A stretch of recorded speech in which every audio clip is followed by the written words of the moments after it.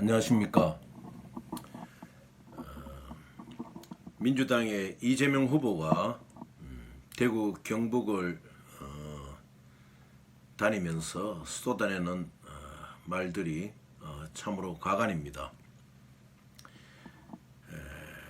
박정희 전 대통령을 찬양하면서 경부고속도로라든지 여러 가지를 언급하고, 또 전두환 씨를 찬양하면서 3조 호황 시대의 경제 문제를 이야기하기도 합니다. 그런데 참 인식의 전환이 필요하겠지요. 그러한 군사 쿠데타를 일으킨 박정희가 아니라 그 당시에 김영삼 전 대통령이나 김대중 전 대통령이었다면은 이 나라의 발전은 또 어떻게 되었을까? 한번 이런 것도 생각해 볼 수 있지 않겠습니까?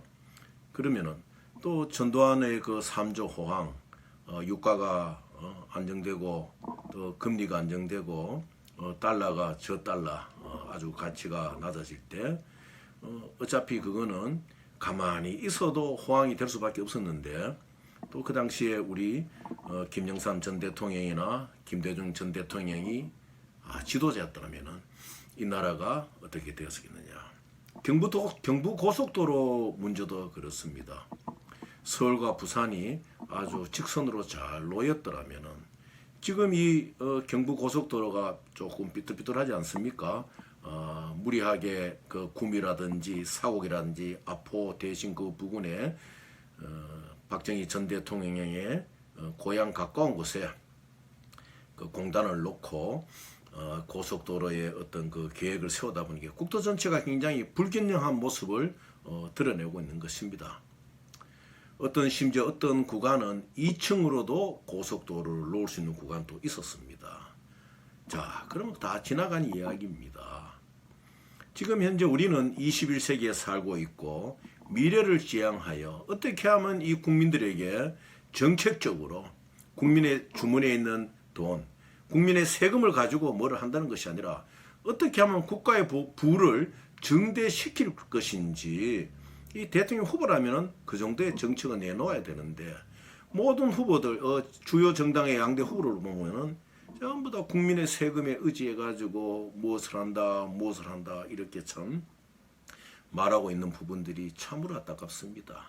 또 그런 것은 그렇다 치더라도 급기야는 그래도 민주당이라 그러면은 이 나라의 민주화 운동의 역사를 걸머쥐고 있고, 참 수많은 애국자들, 민주운동가들의 선열들의 피로서 세워진 정당 아닙니까? 이러한 정당의 후보가 촐랑대며 다니면서 박정희 전 대통령을 찬양하고 5.18 군부 학살자 전두환을 찬양하고 이렇게 해서 되겠습니까? 송영길 대표는 뭐합니까? 한번 불러서 조용히 좀 타이르세요. 이해찬 씨도 뭐 저하고 나이 같습니다마는 한 시대에 다 같이 민주운동을 했는 사람입니다마는 이해찬 씨도 정신 차려야 됩니다. 무조건 이재명 후보를 두둔할 것이 아니라 좀 그런 부분은 참 이야기를 해야 됩니다. 또 지금 민주당 내에는 참 우리 정치사에 아주 신사적인 그 민주화운동가 김근태 의장도 있지 않습니까? 그 돌아가시고 그 부인이 국회의원을 하는 걸로 알고 있는데, 김근태 의원이 얼마나 많은 고문을 박정희 정권, 전두환 정권 때 받았습니까? 그런 것을 생각한다면은 자꾸 뒤로 돌려지는 필름 속에서 매표를 하려는, 표를 받으려는 그런 생각으로 우리 당의 얼굴에 먹칠을 하는 그런 후보가 되어서는 아니 되는 것입니다. 대구 경부에 가서 민주당의 후보가 전두환 찬양하고 박정희 찬양한다고 표 줄 줄 압니까? 난센스입니다. 표를 더 잃습니다. 왜냐하면은 민주당에, 그래도 대구 경부에서 민주당을 지키는 사람들에게는 그들 나름대로의 피와 눈물이 있습니다. 그런 분들이 있는 곳에 가가지고 얼마 전까지만 하더라도 참 국민의힘에 몸담고 있던 인사가 민주당으로 넘어왔다 해가지고 대단한 것처럼 알고 또 함부로 말을 하고 그래서는 안 되겠지요. 민주당은 그래도 이 땅의 민주화 역사의 뿌리를 지켜왔습니다. 정신 차려야 됩니다. 송영길 대표 정신 차리고 이재명 후보를 불러가지고 조용히 타일려야 됩니다. 대통령 선거는 질 수도 있습니다. 그러나 민주당만큼은 이 땅에 굳건히 뿌리를 받고 살아남아서 이 대한민국을 위하여 무엇인가 일해야 되지 않겠습니까? 한번 생각해 보십시오. 1974년 8월 8일 용구모 536호에 태워진 김대중 전 대통령을 한번 생각해 보십시오. 도쿄 그랜드 팰리스 호텔에서 납치되어 생사를 모르는 사이에서 그분은 용구모 536호에서 주님을 불렀습니다.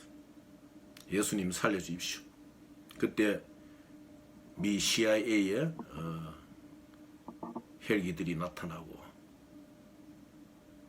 김대중 전 대통령은 이제 동교동으로 돌아오게 되었었죠. 이 역사락하는 것이 그렇게 촐랑된다고 되는 것이 아닙니다. 정말 우리 이 민주화 운동에 헌신했던 여러 많은 분들 각성해야 됩니다.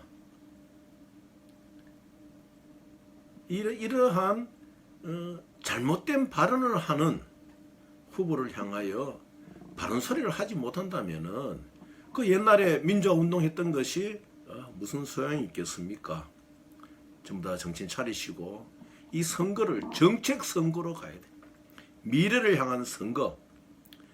백성들의 주머니를 보고 세금으로서 만능주의 정책을 펴겠다는 그런 선거운동에서는 안 되겠지요. 어떻게 하면 국부를 정대시킬 것이냐. 4차 산업시대의 금융 4차 산업을 어떻게 일 것이냐.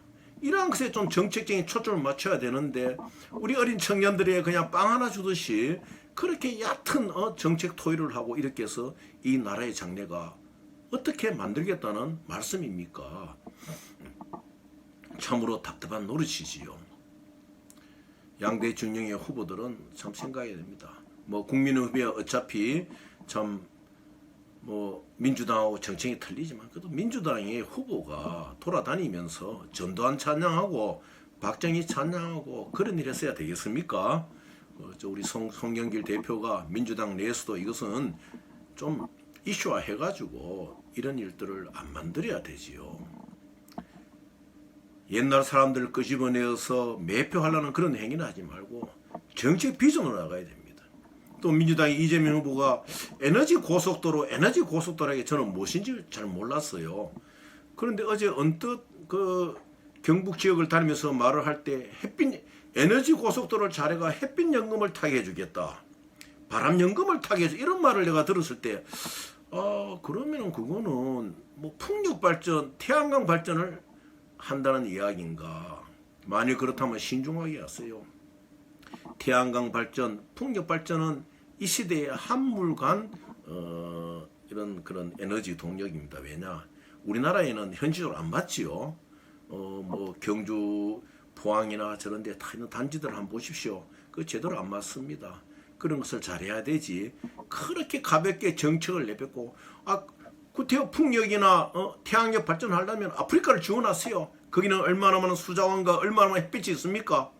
제가 아프리카에 좀 오래 있어봤지만 그런데 지원하고 그 에너지 고속도로를 뭐를 의미하는 건지는 모르겠지만 만약 풍력 발전이나 태양광 발전을 가지고 뭐 국민들에게 햇빛 연금을 한다, 바람 연금을 한다. 그러면 아주 그 얕은 정책이지요. 그래서 좀 우리 후보들이 참 대한민국 대통령의 위상에 맞는 그런 좀 선거된 걸 해주면 좋겠습니다. 그리고 더 나아가서는 정말 역사를 훼손하는 발언은 좀 금해줘야 됩니다. 특히 민주당에서는 그런 발언을 하면 안 되지요. 예, 왜 당의 정체성이 있지 않습니까? 많은 사람들이 그럽니다. 이재명 후보 어느 당 후보냐 이래 묻습니다. 국민의당 후보나 민주당 후보나 지금 뭐 말하는 거 정책 내용 비슷합니다. 이 참 부끄러운 일이죠.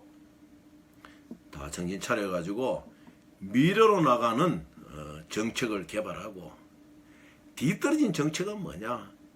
농경사회에서 성주들이 군주들이 국민들의 세금을 노리고 그 세금 갖고 뭐恩정을 베푼지 합니다. 그거 잘못된 것이죠. 지금 4차 산업체제입니다. 금융공학, 이 금융공학을 어떻게 해서 이 국가의 부를 증진시킬 것이냐, 이러한 데에 머리를 좀 잡고 좀 세계 석학도도 만나고 이렇게 하세요. 후보 부인들 혀떠낸 일이나 하고 과거에 떨어졌던 박정희나 전두환이 불러가 표들라 그러고, 그게 무슨 21세기의 대한민국에 나아갈 꿈의 지도자의 태도입니까? 그렇게 해서는 안 되겠죠. 정신 차리시고, 우리 국민들이 지금 대통령 후보도 수준 높습니다. 정신 차려야 됩니다. 그리고 한 가지 꼭 부탁드리는 것은, 그래도 민주화 운동을 했던 과거의 운동가들이 지금 민주당에 안 있습니까? 왜 여러분들 입을 다물고 있습니까? 이재명 후보가 그렇게 좀 잘못된 발언을 할 때는 고치도록 하세요. 민주화 운동의 역사는 영원하게 이 땅에 남아나야 됩니다. 여러분들의 손으로 허물면 안 됩니다. 특히 이해찬 전 대표는 좀 자신의 은사를 신중해야 될 필요가 있다는 것을 동년배로서 또 민주화 운동을 했던 과거의 참 시대의 같은 동지로서 한마디 하고자 합니다. 감사합니다.